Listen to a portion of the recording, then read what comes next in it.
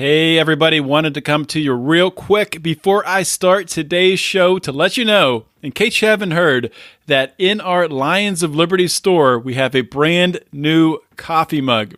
It is a taxation is death mug. That's right. People say, libertarians say, taxation is theft. And you know what? It is theft, but you know what it leads to? It leads to death. It leads to war. It leads to the war on drugs. It leads to all kinds of suffering in the streets of this country right here. Taxation is death. It's a new phrase that is going to catch over across this nation. It says that on the one side of the mug. The other side has our awesome Are You Ready to Roar logo. Pick it up in the Lions of Liberty store today, which can be found at lionsofliberty.store, where you can also find all of our merchandise, our t-shirts, sweatshirts, all kinds of different things from Felony Friday, Electric Liberty Land, our Are You Ready to Roar line. We have a bunch of different stuff in the Lions of Liberty store. Please check it out today.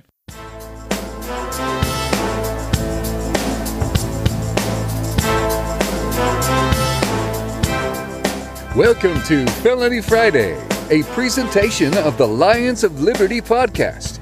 Here is your host, John Odermatt. Felons, friends, and freedom lovers, welcome back to another edition of Felony Friday. It's a weekly show here on the Lions of Liberty podcast where we're looking at the broken criminal justice system. And my favorite way to do that is to bring on human beings who have been through this system, who have suffered through the prison system. They've overcome obstacles, and they are here on this show to share their story. And I got a great one for you today. I can't wait for you to hear my guest story this week. Today's episode is episode 194. That means the show notes can be found at lionsofliberty.com/FF194. As you know, Felony Friday is only one of 3 shows on this podcast feed here. We have our show every Monday, hosted by Mark Clare. It's our flagship program. It is mostly centered around interviews, Mark interviewing leaders in the liberty movement. Our Wednesday show is hosted by Brian McWilliams. It is your weekly shot of culture, comedy, and liberty. Very entertaining show. Get all 3, subscribe, just go wherever you listen to this podcast, go to that app and pound that subscribe button. Please do it today. If they have a way to leave a review, especially on Apple Podcasts, please do that. Leave a review. Give us 5 stars. It helps us with the fancy algorithm. So let's get rolling with today's show. My guest today on Felony Friday is Matt Freeman. Matt is the host of the Statist Quo podcast. He's also an Iraq War veteran who was discharged from the Army for his drug use. Later after that, he got tied up in a bit of selling drugs and was arrested for trafficking in dangerous drugs, which was the result of a multiple controlled by, the standard thing where the cops flip someone, get the multiple deals in a row in order to charge you with as much as possible. Resulting from that, he was able to plead down to 3 years in prison, serving the last 6 of that in a halfway house. Since then, since being released, he's taught himself how to repair cars in order to make himself more marketable and valuable and to make a living. And he's doing that while he plans his next move. Matt, welcome to Felony Friday. Thanks for having me on, John. Well, thanks for coming on the show, man. And I was really glad that you reached out to me with your story. I mean, for one thing, because you are a fellow libertarian too, and I talk about all the time a story like yours, and really all stories of nonviolent offenses. People are really starting to come together on them to agree that the sentences are too long, that people are, put in these terrible conditions in prison. People who are on the left, the right, the center, whatever, are agreeing that we need criminal justice reform, which in this time in this country with how divisive things are, it's nice to agree on something.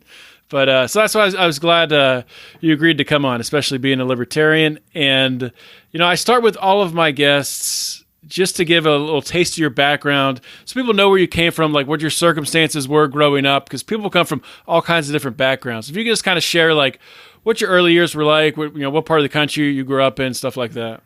Sure.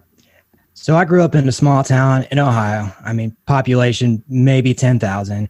And I come from a long line of military service. It wasn't necessarily expected, but it was certainly strongly encouraged. My dad was a Marine. My brother's a Marine. Navy family through and through, way on back. So the only really big dream I had growing up, when I wanted to do my entire life when I was a kid, I wanted to be a doctor. But we didn't have a ton of money, so there's really only one path to get there, to get the $250,000 plus you need for medical school, and that's to join the military. And then I was in high school when 9/11 happened, so that made it all the much easier to join up. So I did sign up for the Army in 2004, and I was a 68. So you were in high school. Sorry to interrupt you. 9/11 happens. Were you a senior in high school, or what year were you in high school? Do you remember? I was a sophomore. So you still had to wait a couple more years than to join after that. But that's when you made the decision you were going in. Yeah. It was something I've been on the fence about already. But when we all got wrapped up in a giant thing of patriotism right after 9/11, right. It just made it that much easier. And I did graduate before the invasion of Iraq, but not before the invasion of Afghanistan. So I think I would have been a sophomore. It's been a while, man. So, yeah, I know. So anyway, I was a 68 whiskey, which is Army healthcare specialist. Now there's a bazillion different jobs you can have with this MOS. But the one that I had, I was what's called a line medic. And when people think of the word combat medic, that's what they think of. It's somebody that's attached to a platoon of soldiers.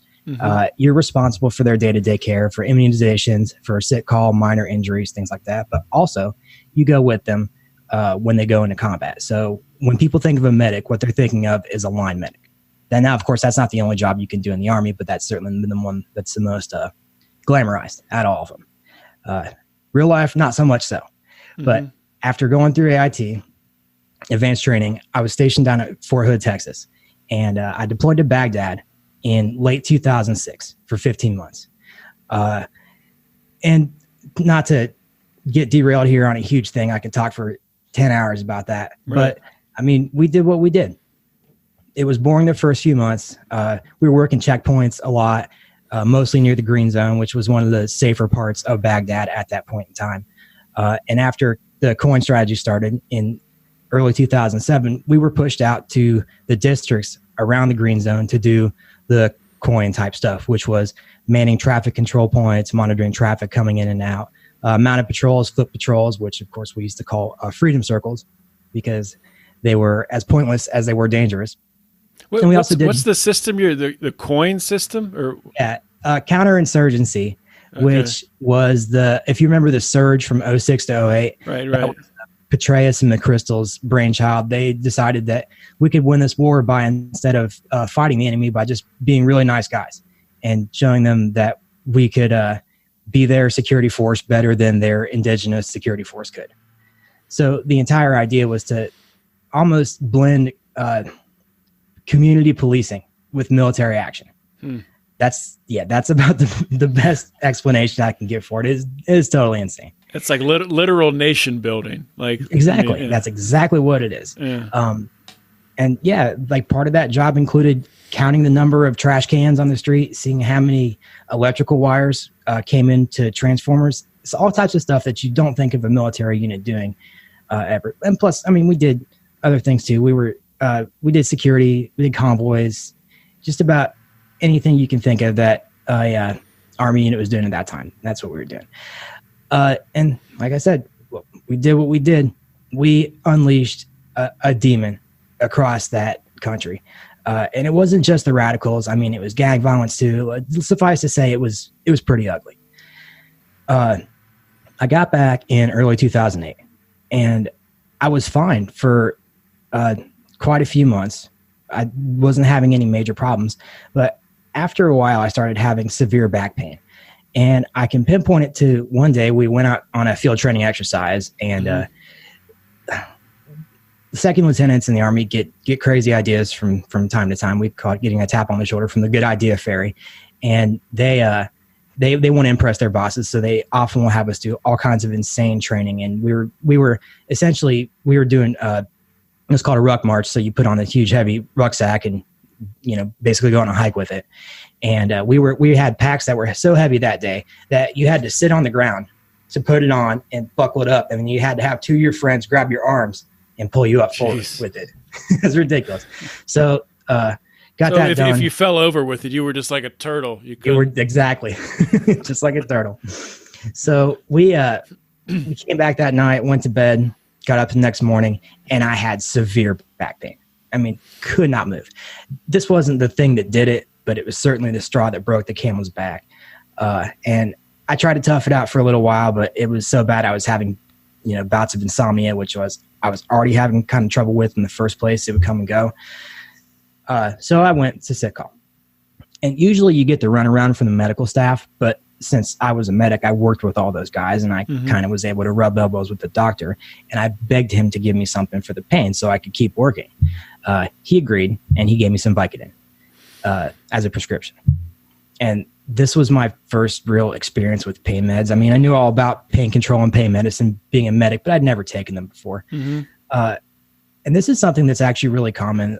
There's 1 out of 5 active duty troops in the United States Army is on some type of pain medication. So really, yeah, it's very, very common. Still today. Wow.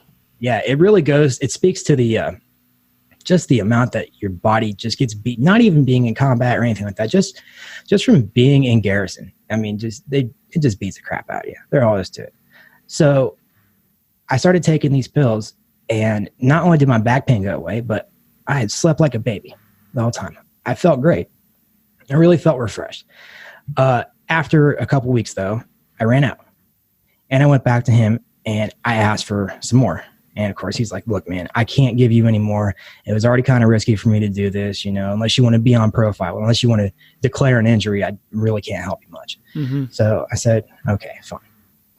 And it was about this time I started having really bad problems with insomnia. I would have night terrors, wake up screaming in the middle of the night. I was almost late for formation a couple of times because I couldn't sleep. I was starting to, coming off those pain pills was really the first time I started to really have problems with post-traumatic stress. And I had already decided at that point, there was no way I was going to go and ask for help from mental health, because I had seen what they had done to other people with post-traumatic stress problems. What types of, what had they done? There was a major push for behavioral health professionals in the Army to give diagnosis for personality disorders instead of PTSD when they went to go discharge people. And that way they were ineligible for benefits. They might not be eligible for an honorable discharge. I mean, it really screws you in later life, because a lot of your benefits are dependent on the type of discharge you have. So, we had had one guy who was breaking down crying during field training exercises. I mean, just a complete mess. And he went and talked to mental health, and that was the last time we saw him. They ended up discharging him from the Army. And that day, we were all standing around, and our platoon sergeant comes out and starts yelling and screaming at us, saying, "If any of you guys think you're going to play that PTSD, card, you can forget it. You want help? You raise your hand right now." And of course, nobody's going to raise their hand. They're getting talked to you like that. So he basically says, if you're going to play that card, don't play it, and raise your hand if you want help. Yeah, exactly. And in that type of situation, no, that's not exactly a healing environment. No. But yeah, they would just they would process people out right away. They would say that you're a risk to yourself or others, say you're not mission capable. I mean, yeah, not a good thing, especially when you're 23 years old and you're planning on spending 20 years in the Army. It's a career killer for guys. Even if they do give you your benefits, I mean, it's still, you're done at that point. So I figured I'd tough it out, and I'd just get better sooner or later. Now, in the meantime, I was still having trouble sleeping. So I did the only thing that I knew to do, and I started getting pain pills from other sources, because believe it or not, it's pretty easy to get drugs on a military base. There's all kinds of pills, especially pills floating around there. And that went on for a little while. I was taking them on and off, not every day. Then one day, we all get waken up out of bed at 03:30. like way too early for anything, by a couple NCOs and an officer. And they told us to get dressed, come with them. Well, it turns out somebody had stolen drugs from the secure med storage in our medical platoon. And narcotics is just like all their types of sensitive items in the Army, just like in civilian world. I mean, they're kept under lock and key. There's logs in and out. I mean, they're supposed to be controlled whenever some are used. It's supposed to be recorded, and it's a whole process. So anyway, we all get lined up for a whiz quiz. And I failed for a drug that I had not been prescribed. So I got walked over to the MP's building, and I sit down with this staff sergeant. And meanwhile, unbeknownst to me, I've got a couple NCOs searching my barracks room. They're going over the control logs. I mean, investigating this theft. Mm-hmm. And he starts grilling me about, what did I steal from Secure Meds? And where's the rest of it? What'd you do with it? Did you sell it? Did you do it? Like, what's going on here, man? And I was dumbstruck because nobody told me anything at this point yet. I was dumbstruck as to what he was talking about. And after... they hadn't even told you that you failed the test. Well, I knew I had failed the test, but I didn't know why we were being given the test. They just told us to get up and come with them. Oh, okay. Gotcha. Yeah. And he must have realized that I was telling the truth after a while, because I asked what drugs were missing, and he told me fentanyl and morphine sulfate, which are two very common drugs that medics will use on the battlefield. And I said, well, dude, I tested positive for Percocets, so it's not like that's the drug I stole out of the locker. And he said, oh, we'll see. We'll see when the test comes back from the lab, which you failed for. So after a couple of days, it did come back, and I met with this guy again, who's the investigator. Anytime anybody fails a drug test in the military, you have to meet with military police and investigator, and they want to know where you got it from and why you did it, or how you did it, or, all these types of things like this. There's a whole form that's got to be filled out. So anyway, after I met with him again, he informed me that I was facing charges A through Z, and I was going to do a bazillion years at Leavenworth, unless, of course, I could help myself, and I could start helping myself by confessing to using these drugs. And I mean, I must have convinced him that I had nothing to do with the theft, because he didn't mention that. And funny story, years later, it turns out I found out, it was one of the nurses in the unit. So this whole thing got set off by something that I didn't even do in the first place. Right. But I happened to get caught up in the investigation that took place afterwards. So he goes and he types up a confession, and he has me sign it, and he sent me on my way. He said, you did the right thing. So I said, okay, cool. And also, I'd like to note, there is a substance abuse program for people in the military, but it only protects you from punitive action if you confess to it before you test positive. So something like that wouldn't help me anyway, which, I mean, the whole kind of idea. Which, how many people are going to do that? Exactly. Yes. I'd imagine not very many. So after I had met with the investigator, I mean, the word had spread in the unit what had happened.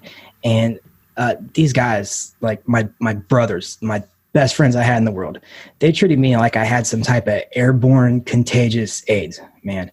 I mean, like I was a leper, even most of my close friends. And I mean, I don't know. I was good at my job. Those guys all trusted me with their lives. I was highly motivated. I was fit. I was a good shot. I had excellent marks. I was really respected by most of my superiors, but all of that changed that day. I mean, they say it's a band of brothers and you make lifelong friends, and, we'll help you if you need it. We're here for you. One of the Army's goals is to have good soldier welfare. But once you need that help, they're really quick to turn the sword right back around on you. So, hey, if I can just go back and ask a question. Sure, of course. Just for understanding, because people in the audience might be thinking this. So when you had the really bad back pain, you mentioned you went in and you got the Percocet, but it wasn't on the books. It wasn't on your record, right? So what would be the reason why you wouldn't want to have a medical problem like having back pain or some sort of injury like that on your file? Well, I didn't make this clear, excuse me. I had gotten a prescription written, but it was for Vicodin. And normally you have a buffer when you get any type of controlled substance for you to take that substance and for it to show up in a drug test and not have any action taken against you. But the drug I had failed for was Percocet. So oxycodone versus hydrocodone. Yeah. And if I would have just stuck to Vicodin, I probably could have pulled it off, to be honest. But yeah, that's not what I had done. Okay. So yeah, it wasn't like an off the books type of thing. I don't think you would have done that anyway. It was legit prescription. So, okay. So we were just talking about, when I interrupted you, but you were talking about how sort of the people around you were turning on you. Yeah. So where did that lead to? Well, I gotten called to the battalion commander's office, who's my boss's boss's boss's boss. In charge of the entire battalion, about 450 guys, lieutenant colonel, somebody who you don't want to be on a name-to-name basis with. If you are, it means you're probably in pretty big trouble.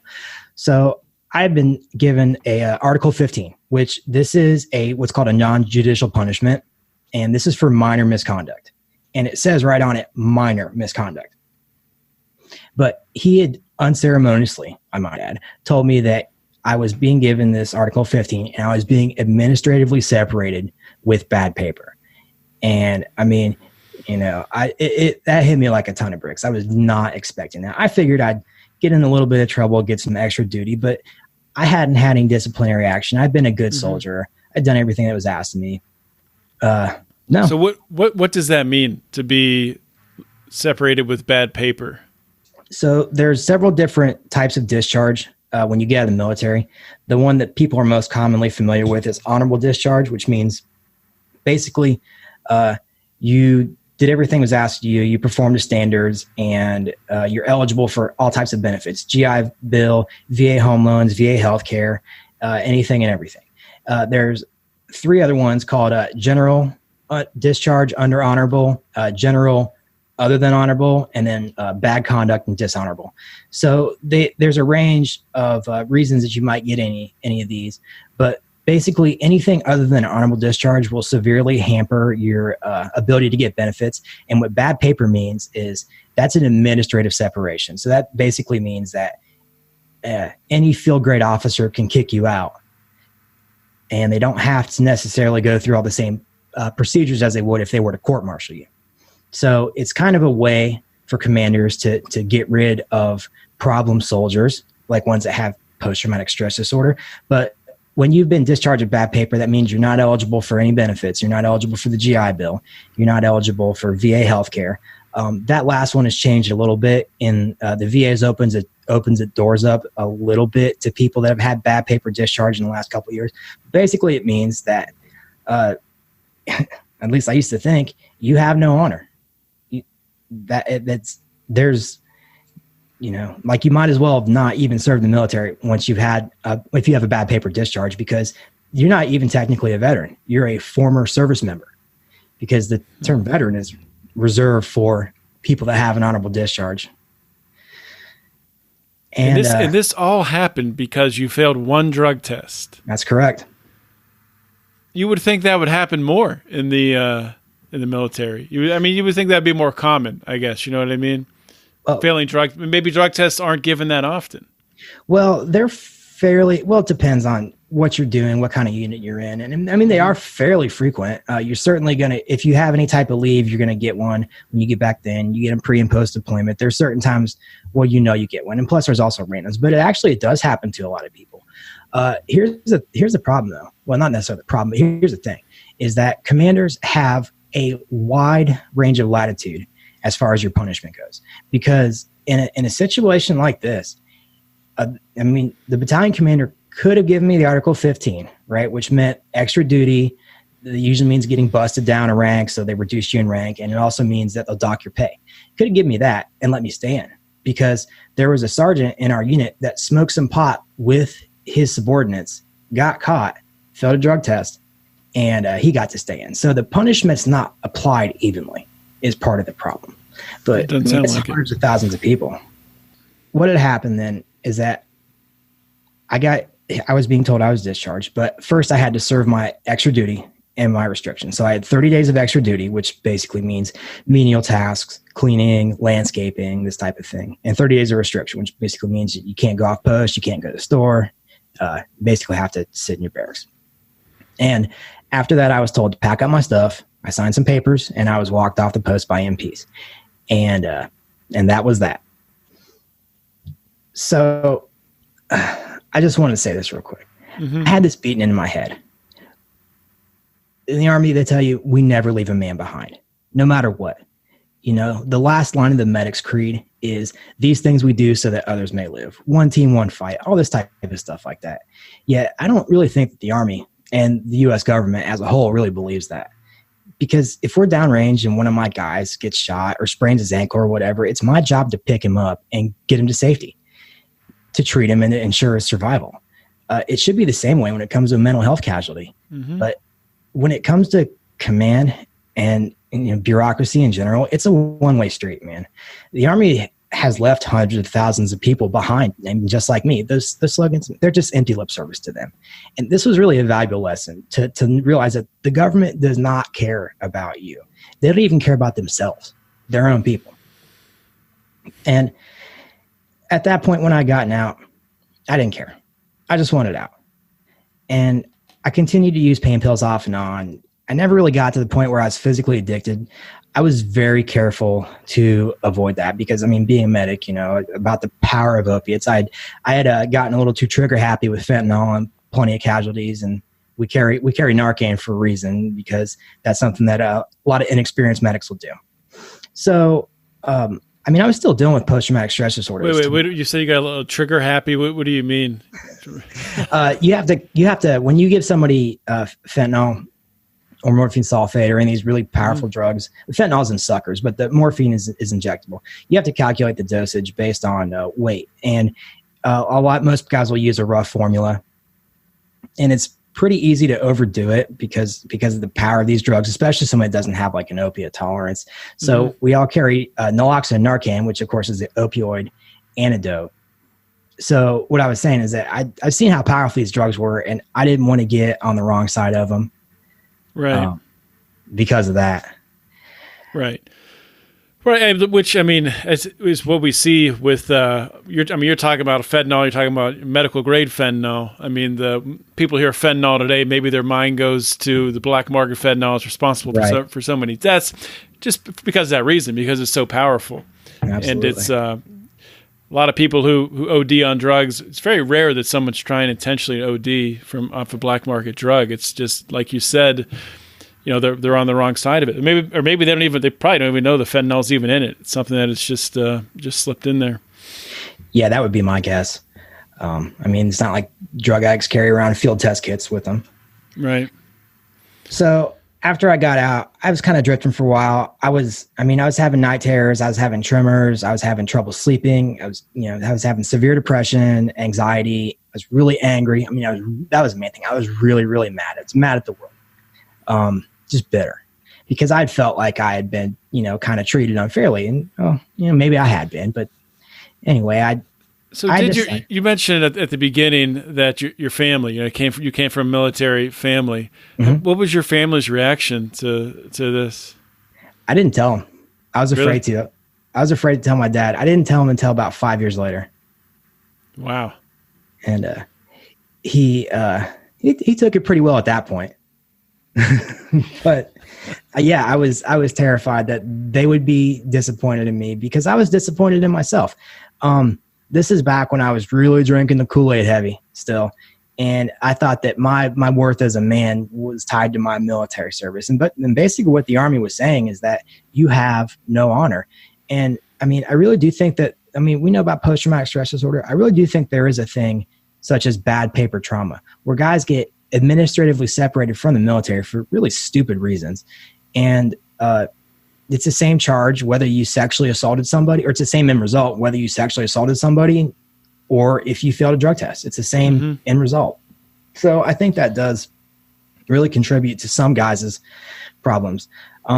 Total number of separations for bad paper, I think, is in the low hundreds of thousands. So it's not, when you think about the number of vets in America, it's not an insanely common thing that happens, but for the people that it does happen to, I think it is certainly something that is very hard to deal with. Yeah, and I could totally see, how that could play out, especially with someone like yourself coming from a background where, you identify so much with the patriotism, with thinking you're doing the exact right thing, and you're fighting, and you're fighting for a just cause. And then you just have really your identity just grabbed and stripped away from you and say, guess what? Not anymore. Heck yeah. I could see how that could send someone on a downhill spiral. Yeah, I exactly. Yeah. Having your identity taken from you. Mm-hmm. So I was drifting for a while, and I got a job for a little while as an EMT because I still had my EMS certification. Part of when you go through training as a medic, they make you register with the National Registry of EMTs as a basic EMT. So I did have that. And I did that for about a year and a half until I got fired for doing drugs again. And I moved back to Ohio at this point, to my hometown.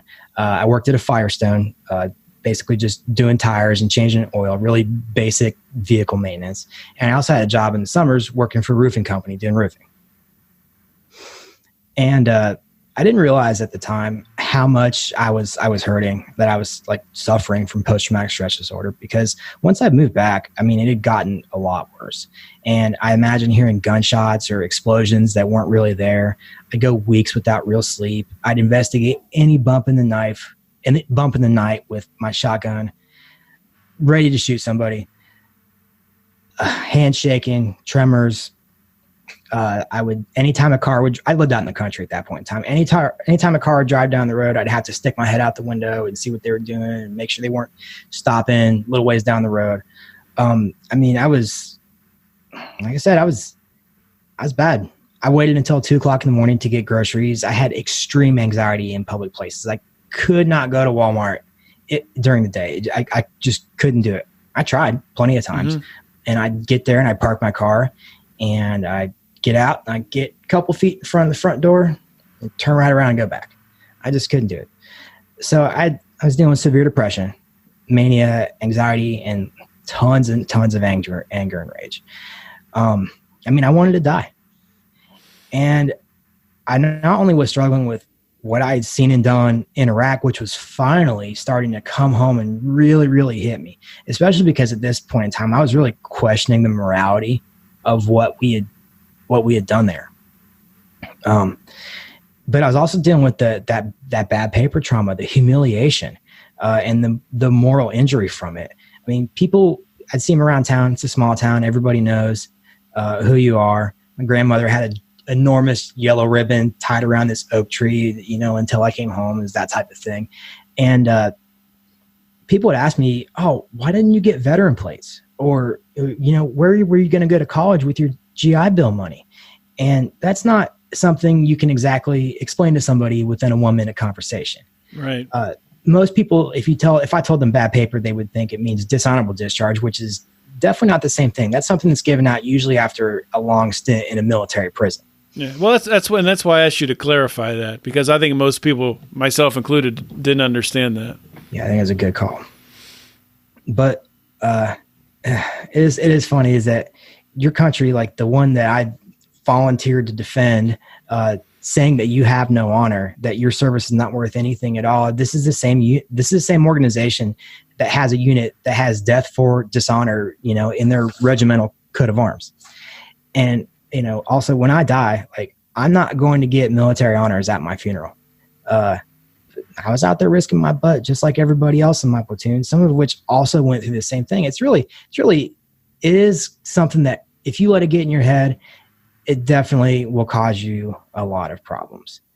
So I was dealing with this type of stuff, and I couldn't at this point, I couldn't go to the VA. Not that I wanted to anyway. I didn't even bother trying to apply at this point because the VA has its own approval or denial process for you getting care separate from the military. They do take your discharge into account, and depending on the circumstances, they might grant you care or not, or they might tell you can come here and get care, but you have a copay.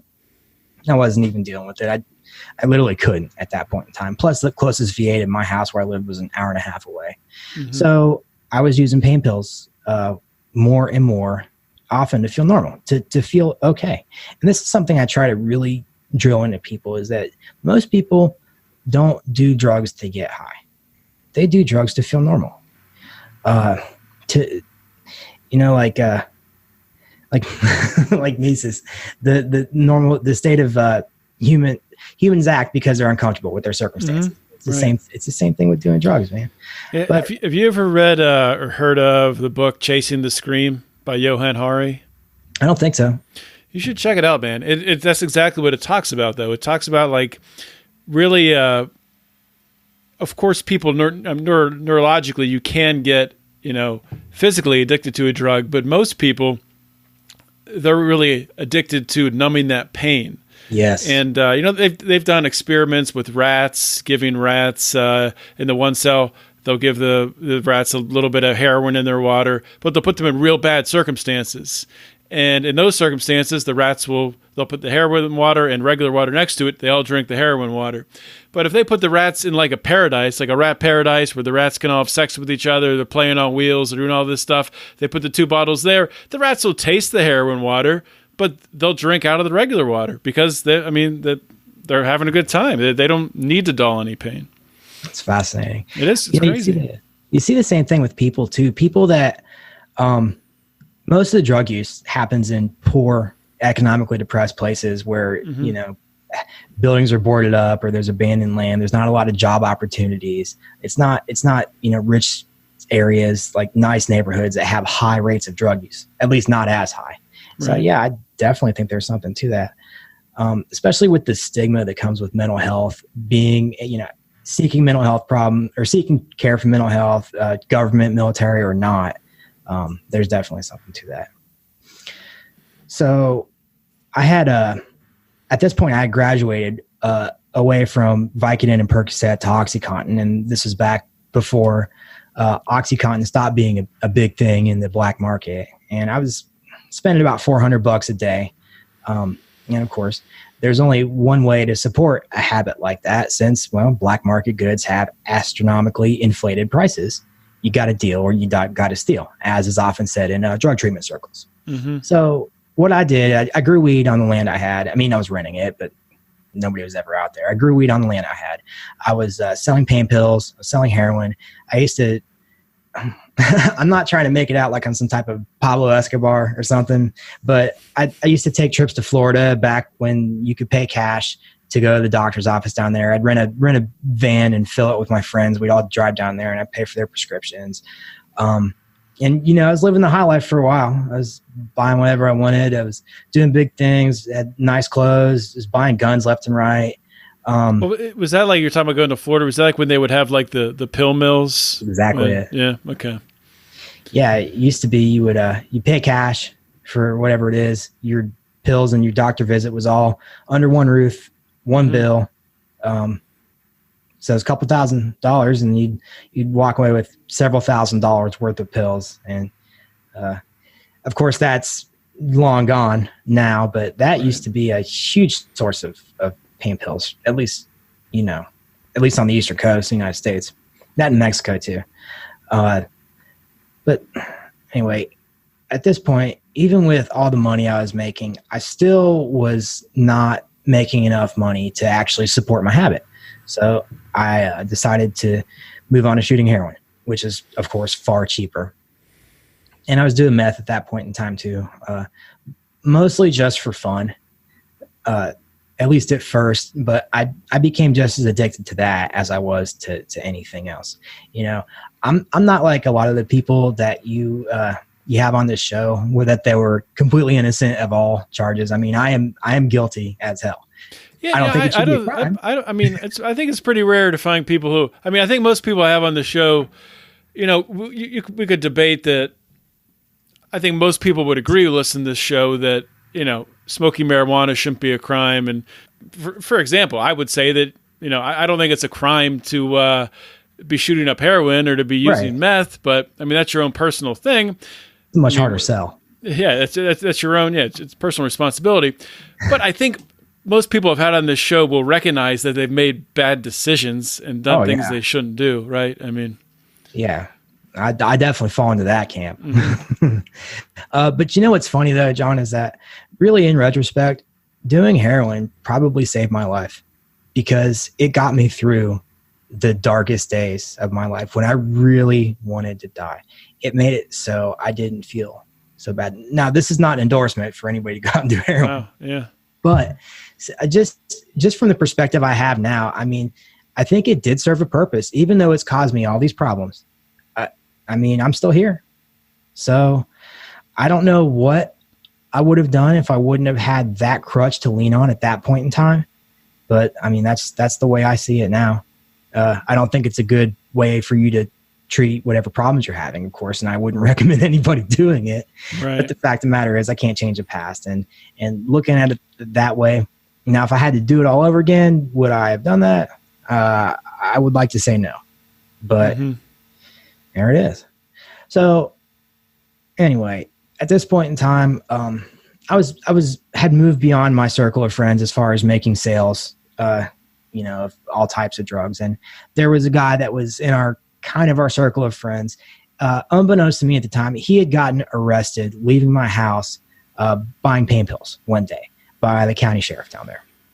So they took him to the sheriff's department and they gave him the old talking to, and they, I'm sure, told him, like, hey, look, you help us get whoever got you these pills, and we'll make sure that you don't go to jail tonight. We'll make sure that these charges go away, or you get probation, or whatever.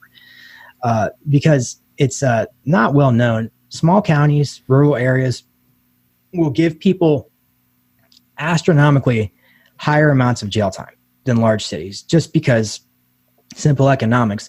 If they leave you in the local jail, then they got to pay for you. But if they ship you off to state prison, well, then you're off their balance sheet. Right. So there's no doubt in my mind that this guy knew this score, is that people that got busted with possession beefs where I'm from all the time got prison time. Now you go up to, the Columbus, Ohio, the capital, you get arrested for possession of heroin in a small amount, they'll let you go on the spot, or at least later that night after they booked you in. I mean, it's definitely not an evenly applied law. So at this point in time, this guy came back around a couple of times, and he had made multiple control buys from me, which is, I'm sure most of your listeners know, you wear a wire that records a conversation, and they got to get you to say some magic phrase or whatever.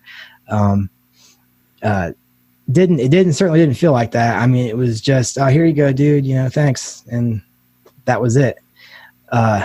He's got to say something back to you, like, oh, so this is, such and such pills, blah, blah, blah. And they probably have to get that confirmation back and forth. Right. Yeah. But, the funny thing was, I was like thinking back on it, I was like, I don't think there's anything said like that. I don't know. It's irrelevant. Yeah. So, unbeknownst to me, of course, he made these buys. And then one day I'm just hanging out at the house. It's the middle of the day. I'm on the second floor of my house. And at this point in time, I lived out in the woods. I had a pretty long gravel driveway. It was probably about an eighth of a mile long or so. And the house was set back off the road, so you could see real good coming either direction. And I heard the sound. I had the window open, and I heard the sound of gravel crackling. So I thought, what's going on here? So I look out the window, and there's a Humvee and some Lenco Bearcats, which are these other armored vehicles, driving down my driveway. And I thought, oh, crap. So fight or flight, I split, jumped out the window, took off running. I don't remember large chunks of what happened at this point in time. I mean, my heart was pounding like crazy, and I got these really perceptual distortions in my memory where I just blanked. And I pieced together what had happened later from people telling me and the cops telling me what had gone on. So what had happened is I had ran out the back of the house, across the field on the back side of the house, and there was a road on the other side of that field. Well, there was a sheriff's cruiser that was driving by the house on the backside that I just happened to ran in front of, and he got out, hit me with the taser. I hit the dirt, pissed my pants. That was wonderful. And they arrested me, took me to jail. And the police had busted down my door. And they had seized all kinds of things. I had several $1,000s in cash on me, a pretty small amount of drugs. I had, drug paraphernalia. I had a digital scale, some assorted pipes and, stems and whatnot. I also had a pretty good sized gun collection, including some hand-me-downs, some heirlooms that were from my family. A Chevy S10 they had seized, a Yamaha Banshee and YZ125, a dirt bike and a four-wheeler. All that stuff I had forfeited, and they had seized it. And also, this is really frustrating for me, is that obviously if you kick the door in at a house, you can't really lock it behind you once you've knocked it off its hinges. Mm-hmm. So they had just left the door kind of cocked halfway open. Wasn't boarded up, wasn't nothing. So after the police had left and word spread of my arrest, somebody, I don't know who, came and stole just about everything that the cops had left behind that was of value, including all my personal stuff, like my medals, pictures I had of my Army buddies, many of whom are dead now. Everything that I had. Why would people steal pictures? Like, that's ridiculous. I mean, I know. The only other thing that possibly could have happened is that the landlord would have picked all that stuff up when he went to go clean the house out. But he gave me back everything that was my personal effects. So somebody must have taken him. Anyway, before this had happened, they had taken me to the sheriff's department, and the narcotics detective for the sheriff's department, and you'll like this too, man. So the narcotics detective for the sheriff's department, he sits me down, and I'm sitting in this interrogation room, which is 60 degrees. It's freezing cold in there, and my adrenaline's crashing, so I'm feeling real tired and sleepy. And he comes in with his legal pad, and he takes it and he sits it on the table. And he said, "All right, you give me a name. You give me a name of a supplier, and I'll get you out of here tonight." I said, "Okay." So I took the legal pad, and I wrote my own name down, and I slid it across the table to him. Of course, he didn't think it was as funny as I did, but that was the last great act of defiance that I had gotten the county sheriff. It did feel good at the time. I won't. So after trolling the cops, they'd taken me to jail, and I sat there. I was charged with 3 felony threes, trafficking and dangerous drugs. And after arraignment, I did have some money put away that I had saved retainer for an attorney. Looking back now, I might as well I should have just kept it, because the guy really didn't do me any good. My bond was still set at $100,000. I mean, it was super high at that point in time. Eventually, long story short, what had happened is I had pled down to 3 felony for trafficking and dangerous drugs. I was facing 15 years originally. Mm-hmm. But of course, they will charge you with these insanely high charges just to try to get you to cop out to something that they could actually possibly take to trial and get a conviction. Right. And of course, nobody wants to sit in county jail. It's the worst place to be. The number 2 worst place to be is state prison. So most guys will just say, forget it. I want to ride out. I'll take whatever time you're going to give me. And that's how, of course, they get their convictions most of the time. Most people know this if they think about it, but most criminal cases do not go to trial. The system could not. It would break down tomorrow if they had to take every case to trial. You know that. But here's the thing, though, is that for a person that hadn't had anything on their record more than a speeding ticket ever, I got in 3 years in prison. The lawyer was absolutely of no help. I mean, it is absolutely nuts, because if I was living in Columbus at that time like I do now, I would have gotten probation, maybe a month in jail, if that. But like I said, a small county has got no problem sending you to the state prison for the most minor crimes. Number 1, because they don't have a lot to do. And number 2, it saves them money in the long run. Mm-hmm. And at this point, I had ridden up from the county jail to CRC, which is outside of Columbus in Central Ohio. It's Correctional Reception Center. That's the reception center for the Ohio State prison system. And I would like to know on this ride, I was in the back of a sheriff's car with two other men.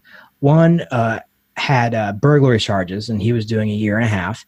And the other one was convicted of gross sexual imposition. He had some type of inappropriate contact for lack of a better term, with a 14-year-old girl, and he got in 4 years. So I did kind of look at him like, wait, this guy got a year more than I did, and he actually, there's a victim you can name with this person. Mm-hmm. So that was very frustrating. I started doing my prison time, and I really used to think that NCOs and officers in the Army treated you like dirt. I mean, they do, but it's nothing like compared to the treatment that corrections officers will treat inmates with. What types of things did you experience from prison officers? Well, just at CRC, they do this. It's kind of funny how many similarities there are between the military and prison. Like, it almost reminds me of boot camp, where when you first go into the prison system, they try to kind of, I guess, break you down. So they talk super, super tough to you 24/7. And I mean, these COs, they have no problem getting physical with you either. I mean, I've seen guys get beaten up, smacked around, for really no reason whatsoever, just for something like mouthing off or even talking in line. They got no problem pulling you out and giving you a chicken wing with your arm and searching your stuff and all kinds of things like this. And this is also like, this isn't a prison that's 23 hours a day locked down. You have 2 men in a 1-man cell. And actually, when I was there, it was so overcrowded that the walkway, or not the walkway, but the floor on the bottom of the cell house had actually a bunch of bunk beds in it. So it was, we're talking, this is like well over double capacity of this original design. Yeah. And they just ran it like that. And, but while I was there, I qualified for this program that was for first offenders. It was, they called it boot camp, but basically it was like a treatment program. They sent you to, what's it called now? Southeast Correctional Complex, which is this prison that's about 45 minutes south of Columbus, Ohio. And you go to this place that's a regular prison, and they send you through this program where you do, like, I imagine it's probably some mild physical conditioning. You do programs and classes and whatnot. And then if you finish the program, they let you out in 90 days. So because I was a first-time offender, I qualified for this program. And I was like, oh, cool, like, I'll get out in 3 months. And I made the mistake of telling a couple guys in the cell block that I was getting this program. Well, about a week or two before I was getting ready to ride out to start the program, we came back from outside rec, and I was pulled out of my cell, and so was my cellie, for a search. So we thought, okay, no big deal. We got nothing in the cell. And the CO, the lady, walks up to me and said, so are you afraid of somebody? I said, no. I said, are you scared for your life? Somebody threatened you? Like, what's going on here? And I said, what do you mean? What are you talking about? And we said, we found a knife in your cell. So, of course, this was news to me. They found like a foot-long poker that had obviously a homemade knife in my cell. I've had a theory on this for a while. I think I had a nice pair. You could sometimes bring in shoes from the street when you were going through reception, and if they met standards, you were allowed to keep them. And this is a pretty desirable commodity in prison because you can only buy usually a couple different pairs of shoes. And I had some nice Air Force Ones, and I think one of the guys that was cool with the COs, I think he wanted them, so I'm pretty sure he put that in there. Well, anyway, long story short is I was sent to segregation because obviously this is a serious rule infraction. I had a hearing a couple days later. You're supposed to have like almost like a mini trial. They asked me, do you plead guilty? I said, no, it's not mine. And they said, okay, we find you guilty. And it's not exactly what I call due process. Yeah, it's not a jury of your peers. Really. Definitely not. So they sentenced me to what's called local control, which is long-term segregation. And I mean, this is 24-hour day lockdown. You don't get out of your cell for any reasons. And it's ruled, at least at CRC, it's ran by the biggest group of psychopaths I've ever seen in one room besides the battalion talk when I was in the Army. And there was a guy there, they used to call him Big Chew. He's one of the COs. And he ran first shift with an iron fist. And one day I'd been back there for like 3 months, and I hadn't seen the sunlight. And I didn't know how long. So Was this solitary confinement or no? No, it's 2 men to a cell. Okay. The cells are, I think, probably about 14 feet long by probably about 10 feet wide. There's a shower in them. I mean, it's not so bad as far as accommodations go in prison, unless you're on the first floor where the drains back up and the windows fog up and you're basically like in a semi-sauna most of the time. I mean, this place has undergone inspection, obviously, every year. I don't know how it could possibly pass because there's no way that these cells, I mean, they just must put a sheet under them or something and say out of order. I mean, there's no way that they could pass inspection. So anyway, long story short, I asked for some rec. He said, okay, sure. So he handcuffs me and we're going past the outside rec yard and I start to turn. He's like, no, keep going. So we go into this closet that has washers and dryers and strip cages, for you to strip out in. So he throws me in the strip cage. And while I'm still cuffed, this dude throws me on the ground and he just starts stomping my head hard as he can. I mean, I thought he was going to kill me. He kept kicking me over and over again. And, my hands are cuffed behind me at this point in time, so I can't even defend myself. So after a few minutes, he stops. Man, I seriously thought I was going to die. And he says, well, there's your rec for you. So he picks me back up, throws me in the cell, and I'm just kind of standing there. And he's like, well, come here if you want them cuffs off. Otherwise, you can wear them. I don't care. So then he uncuffs me. And usually when use of force reports, when there's use of force in Ohio prisons, you're supposed to see a medical officer the day of the use of force. Mm-hmm. Now, I remember you had Michael Montsevice on not too long ago. Yeah. And he was talking about the exact same thing that happened to him happened to me. I didn't see a nurse for 2 weeks. And when I finally see a prison staffer that's not not a corrections officer, I told him what happened. And they say, oh my gosh, okay, let me go get the nurse. So they go get the nurse. The nurse takes one look at me and says, you don't have any bruises on you. All right, okay. So I see how this works now. So, and I hadn't even left the reception center yet. After, I don't know, maybe a couple of weeks after that, the case manager comes along and tells me that my security has been increased from level 2, which is medium, to level 3, which is like close max, because of the knife ticket I had gotten. Now I was considered a greater security risk. And I mean, I'm a skinny, strung out, 130-pound kid with fair hair and fair skin and, well, I mean, boyish good looks, if I might say so myself. But this stuff, yeah, it's great for getting girls out in the real world, man, but it makes you a target in prison. And I'd been told that I was going to Ross Correctional Institution, that's the big kids playground. I mean, it's full of, murderers, like real deal criminals, rapists, like people that commit violent crimes, and people get stabbed there on a weekly basis. It's a pretty ugly place. So once she had told me that was another moment that hit me like a ton of bricks. And I guess the good news was I've been in the hole for so long. I only had about 2 years left of my sentence at this point. So I write out down to RCI, and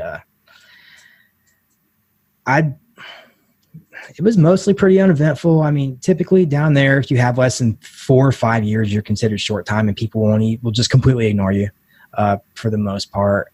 The one problem I did have is the very first day I got there, I was going through the chow line in the dining hall, and I get my tray and I sit down and I look at my bread, and I pick up one piece of bread and it's got a note under it.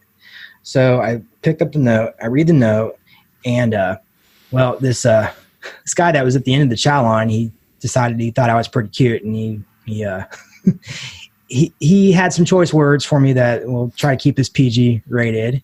And I looked up and I see him making a kissing motion and winking at me. So I did the only thing that I could think to do is I picked the tray up, I walked up right to him, and I beat him over the head with it, and I kept hitting him with the tray until the COs broke us up. And I mean, that is what you got to do in these type of places. And looking back now, I am kind of glad I did it, because it probably saved me a lot of trouble in the long run. At the end of that first year at RCI, I had gotten a security review. And I think you'll like this too, John, is this shows you how broken the system is that when you go through your security review, they tell you like, okay, so they look at the number of like tickets, like infractions you've had. And if you have too many infractions, they will not reduce your security. But if you don't have any at all, they won't reduce it either, because they're very suspicious of what you got away with. So it points to the fact that the system is so broken that it's the expectation that people get in fights, that we cannot control the security. So they're like, nobody ever would get through here without any tickets. Something's wrong here. Yeah, yeah, it's crazy, man. So they decided to reduce my security. I get downgraded to level 2 medium, and I rode out to Noble Correctional Institution, which is southeastern part of Ohio. Place they call Gladiator School because it's well known for fist fights. Surprise. And I mostly I did a lot better there as far as I was finally starting to feel like a human being again, because one thing I left out of this story in the first place is that I detoxed for a long time when I got arrested, because I was not only was I doing heroin and meth, I was also taking methadone, which is a very long acting drug. So it took me about a year and a half before I really felt like a real person again.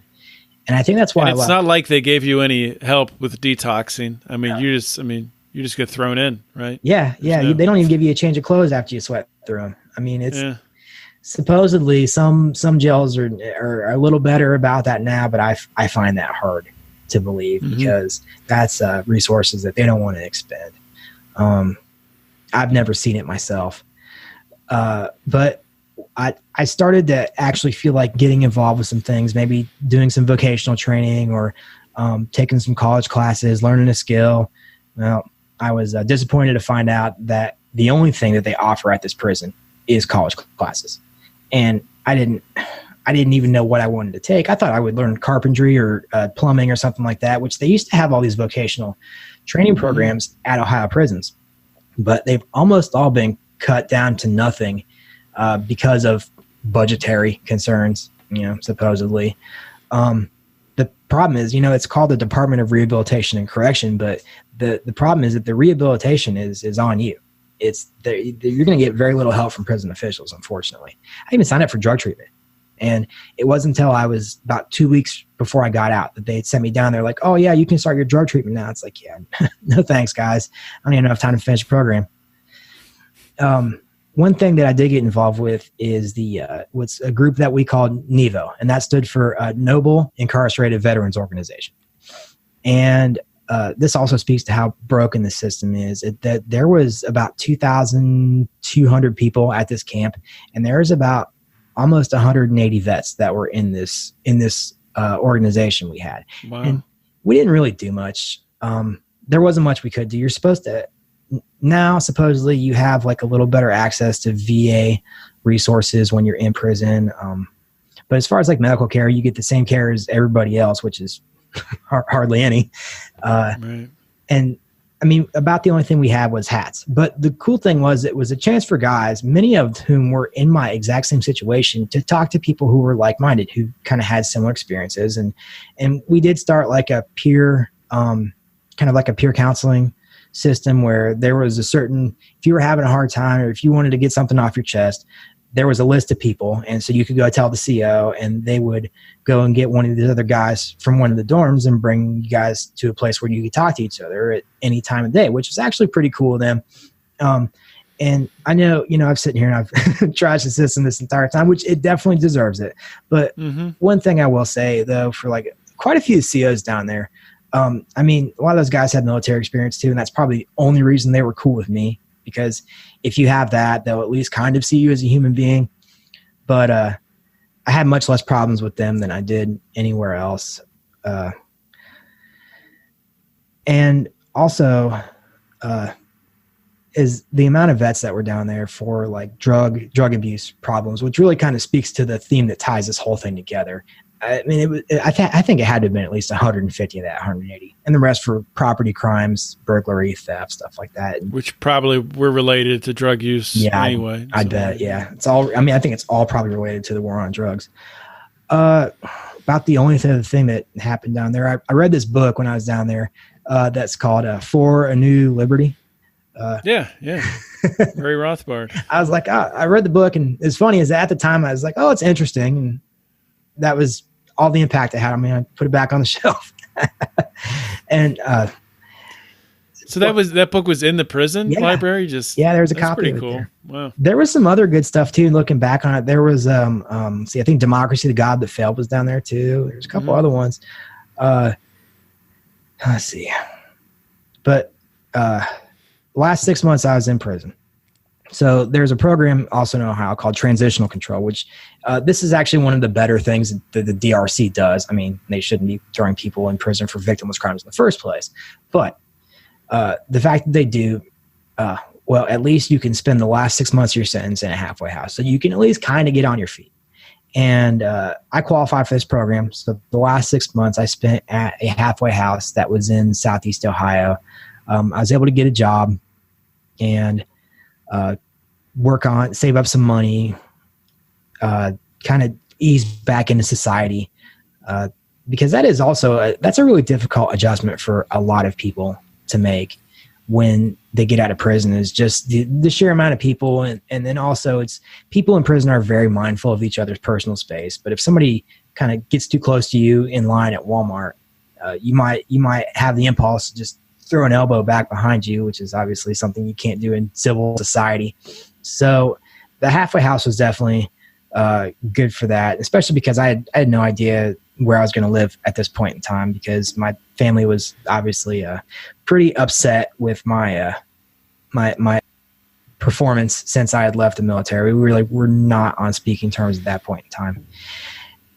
And that 6 months went by. I had some money saved up. I kind of reconciled with my parents, and I got out and I moved back there. And I was on post-release control, which is basically like extra probation they can give you at the discretion of the judge and the prosecutor. It's not extra probation, but it for all intents and purposes, it is. It's just not something that's agreed on in the first place.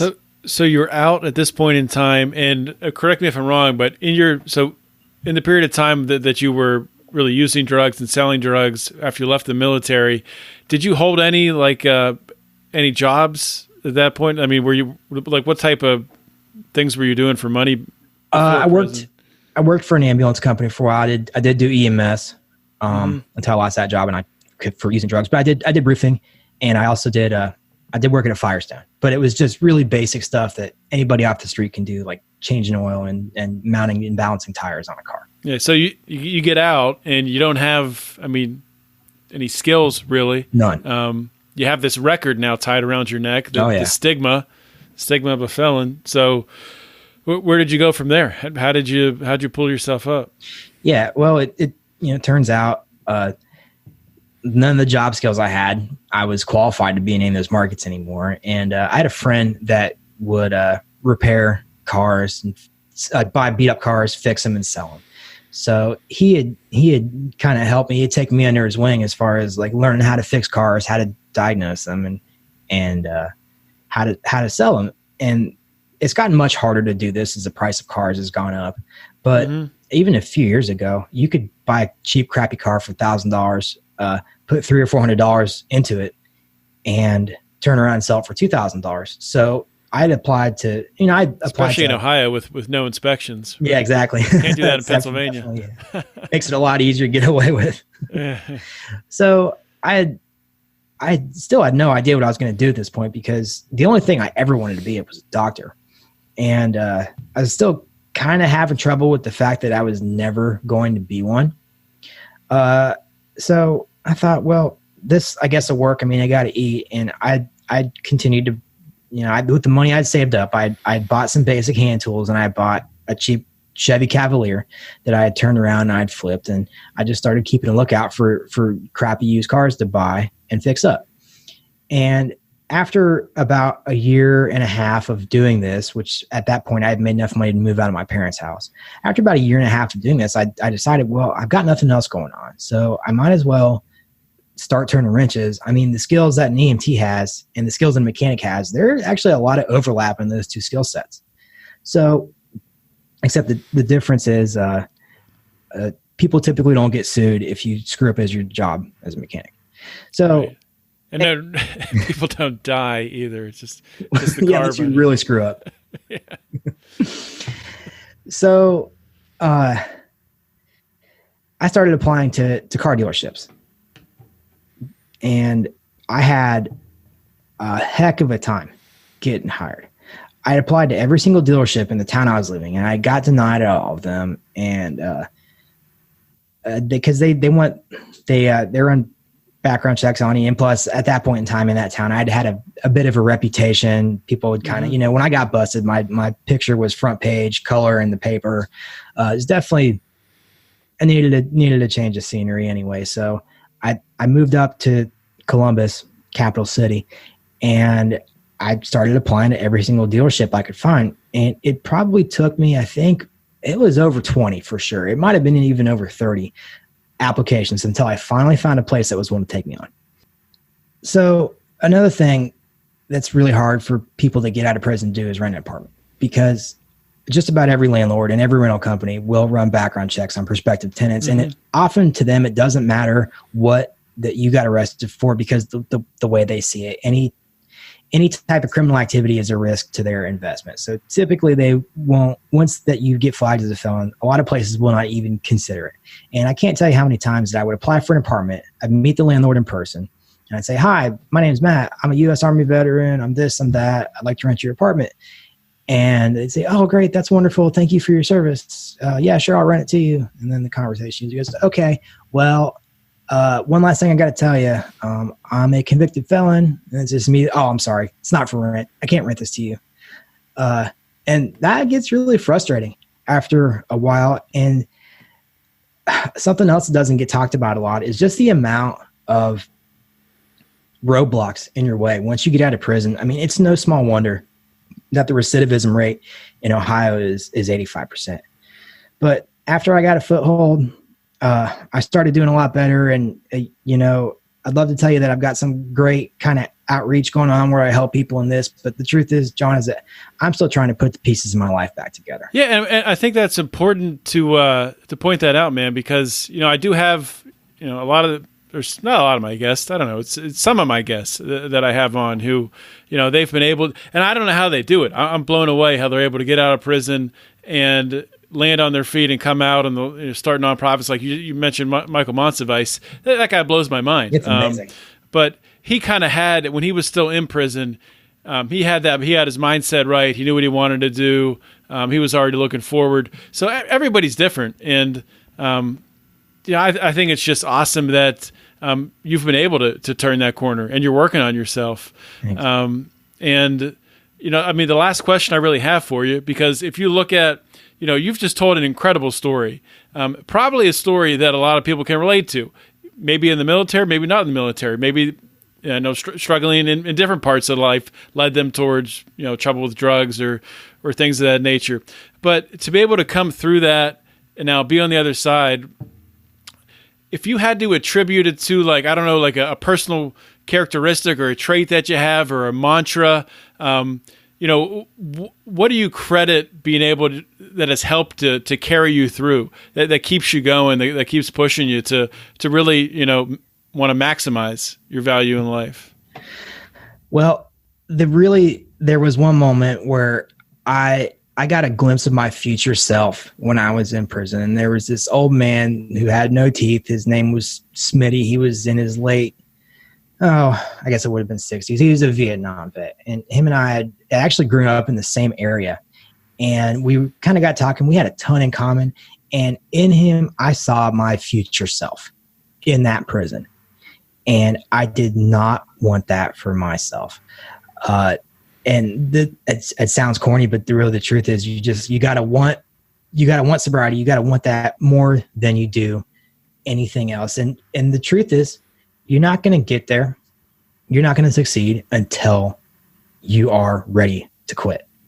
And it's unfortunate that we can't make the people we love that have this type of problem quit sooner, that we can't make them want it. But the fact of the matter is, until you have that internal motivation, you're going to have a very difficult uphill battle staying away from doing drugs or anything like that. It's destructive behavior. Yeah, that's very true. And I mean, I'm sure there's people out there listening, unfortunately, who, probably have a loved one that they're watching deal with this. And there are things you can do, but there's not. You can't make someone. You can't make someone quit. You can't make someone, have that motivation to change their life, to put a stop to the drug use. As hard as that is to really wrap your head around. But, Matt, you do have your own podcast, and I want to give you a chance to talk about that. Talk about maybe what your vision is with the podcast. What you talk about on a week-to-week basis. Well, thanks, man. So yeah, the podcast is called The Statist Quo. It's at thestatistquo.net, where you can find blog posts, articles we write, and all the episodes. It's also on all your podcatchers. Statist is spelled Statist, in case you're wondering. I know that's not exactly a common word outside of some circles. But so here's the thing, is that I discovered through this journey that I had been lied to so many times about the military, about the wars, about the police. We are propagandized from the time we're 5 years old to the grave in this country. Mm-hmm. So I really started wondering what else I'd been lied to about. And that's what really led me to libertarianism. Anti-war is my biggest issue. And I'm not a commie. I never have been. I was always a right winger. And I just couldn't really see myself getting any interest to that mindset. So I figured I would go and see what these libertarian guys that I was hearing about had to say. And once I really started digging into a lot of the great writers, the ideas won me over. I saw how horrible the state is, even to its own people, as I know very well. And if we actually want to have like a just and sustainable society, we got to shrink this thing as much as we can. And we got to free people from the mental cages that they're in, because war is the health of the state. The worst things it does are the same things that are in power. It's about issues for me. I want to stop the war on drugs, the war on terror. But first we got to get people to see that trusting these pathological liars that are in charge of the government, even when they say that they want to end these things, it's a huge mistake. So on our show, we talk about anti-war stuff. We talk about the police state, and we also talk a lot about military and vets issues, because there's a crossover between the veteran community and the libertarian community that I don't really see it as being served very, very well. So that was really the impetus behind the podcast, was to show guys that had that had been in the military that, you can still be a patriot and be anti-war. These two things are not mutually exclusive. Mm-hmm. So that's really what it's about. I want vets to find what I did, which was freedom in an unfree world. And you don't have to give up your identity to do it. So that's what the show's about. We also do some history and some politics too. But the show is mostly raging against the wars. That's awesome, man. The Statist Quo. Check it out. Matt Freeman, thank you so much for coming on the show. Thanks, John. I really appreciate you doing this, man. Hope you guys enjoyed that interview with Matt Freeman. I told Matt this during the show and after the show that I really think this episode is going to touch a lot of people, because there are a lot of people who have served time in the military. They might not have the exact same story as him, might not even be that similar. Maybe they weren't discharged with bad papers, but they went to war. They suffered. There's a lot of people suffering with different things, different unseen injuries from war that are living in this country. And you can see that so blatantly obvious that there's a big problem just by looking at the suicide rate of our military when they come back here and reintegrate back into regular day society. So, it took a lot of courage, I'm sure, for Matt to share his story. And also, he's doing a podcast about it too. So I'm so happy for him that he's able to find that outlet, and he's healing himself, working on himself, and he's helping others too at the same time. So check out his podcast, The Statist Quo. I will link to it on the show notes page. And you know what, guys? I don't have a lot else to say. I'm just going to plug the Lions of Liberty Pride, because if you're not in the Lions of Liberty Pride, I don't know what you're doing with your life. So probably want to check that out. Go to patreon.com/Lions of Liberty. Why wouldn't you want our bonus content? It's the greatest bonus content out there as far as I'm concerned. We have some fantastic shows. Honestly, I like some of our shows that are our bonus shows better than our regular content, and our regular content is awesome. So you can hear all of our bonus content. You'll get access to our private Facebook group. Depending what level you join, you get different things, merchandise, things like that. So check it out, patreon.com/Lions of Liberty. That is all I have for you guys today. Please share this episode, share last week's episode, share every episode of Felony Friday. And I love you guys. I'll talk to you soon. This is John Odermatt signing off. Always remember to keep your head up and the fires of liberty burning.